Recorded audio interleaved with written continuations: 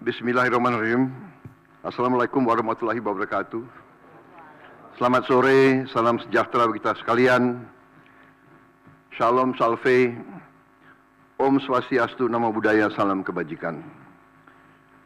Terima kasih saudara-saudara sekalian, teman-teman dari media, saudara-saudara sekalian.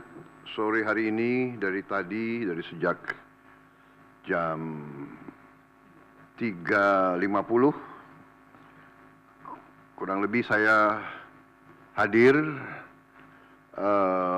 mengikuti rapat tutup tahun dari Menteri Keuangan dan jajarannya.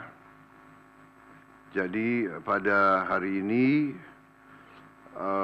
jajaran Kementerian Keuangan mengikuti arus masuk uang ke pemerintah Indonesia dari perpajakan, dari bea cukai, dari PNBP, ya.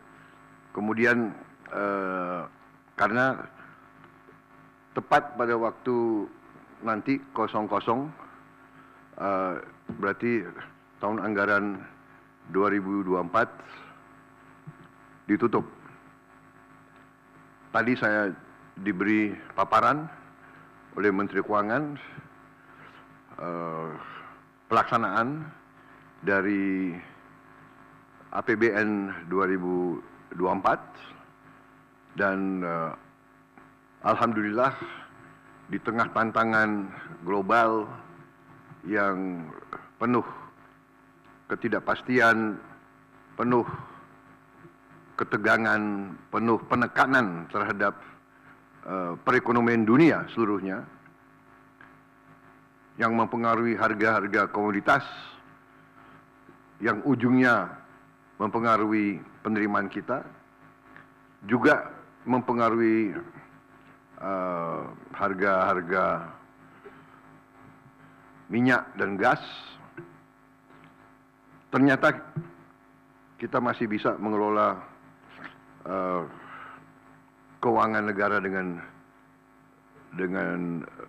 prudent, dengan bijak, dengan hati-hati, dan kita masih mampu untuk mengendalikan defisit kita dalam koridor yang masih cukup hati-hati dan cukup mampu kita kelola. Dalam hal ini juga saya kira ada baiknya juga saya menyampaikan beberapa hal tentang kenaikan tarif pajak pertambahan nilai PPN yang mungkin masih ada suatu keraguan-raguan atau suatu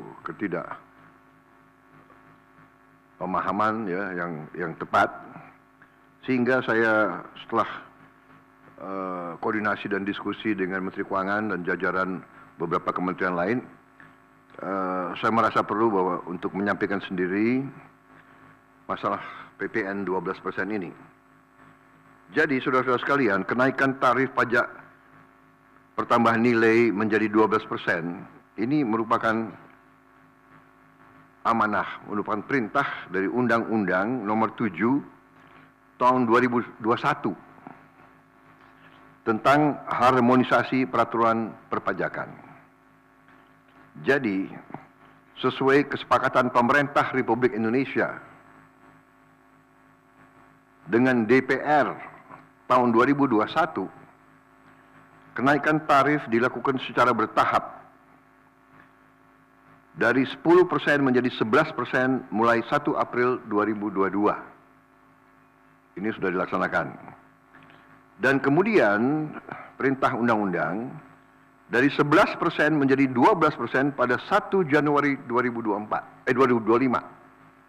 Besok.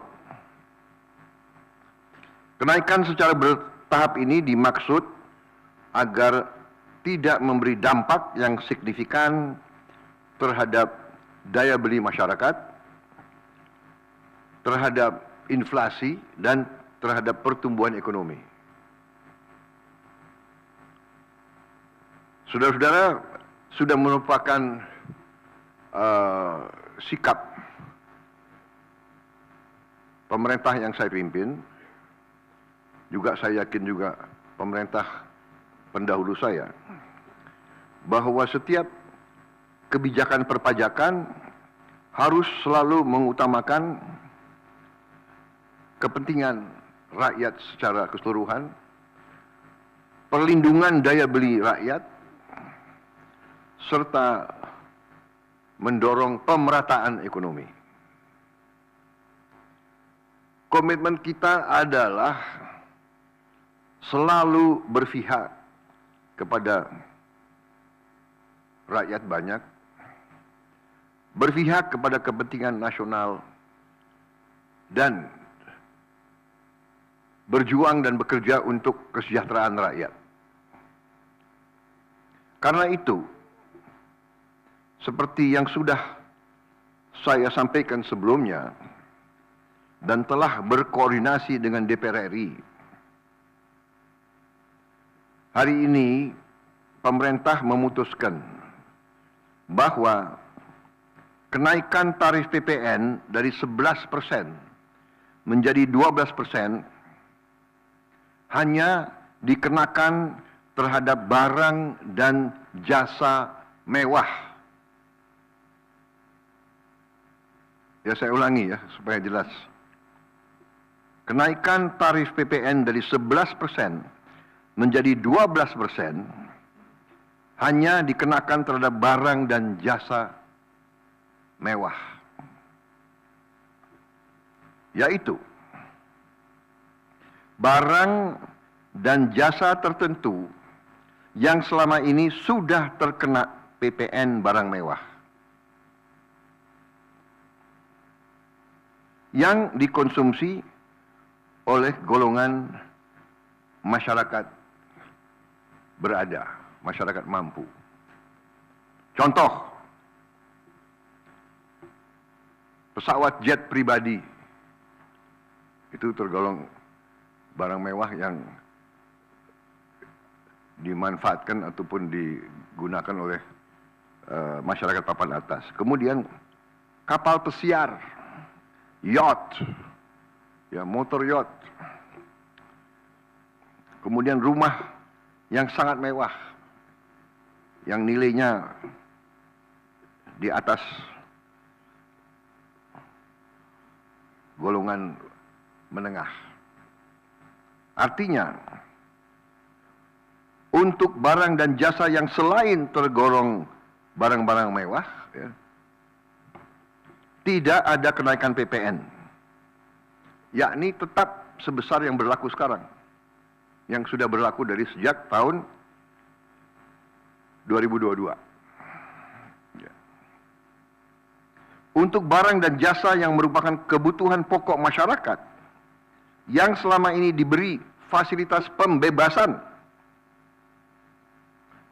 atau dikenakan tarif PPN 0%, masih tetap berlaku. Ya, saya ulangi, barang dan jasa yang merupakan kebutuhan pokok masyarakat, yang selama ini diberi fasilitas pembebasan dari pajak, ya, yaitu PPN 0% masih tetap berlaku.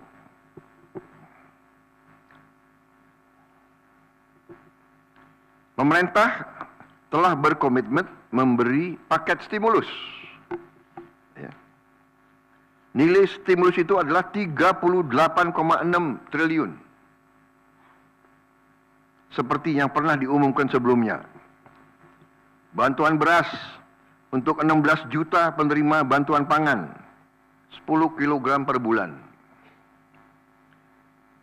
Diskon 50% untuk pelanggan listrik dengan daya maksimal 2.200 volt. Pembiayaan industri padat karya. Ya. Insentif PPH pasal 21 bagi pekerja dengan gaji sampai dengan rupiah 10 juta per bulan. Kemudian bebas PPh bagi UMKM beromset kurang dari 500 juta per tahun dan lain sebagainya. Jadi paket stimulus ini nilainya semua adalah 38,6 T.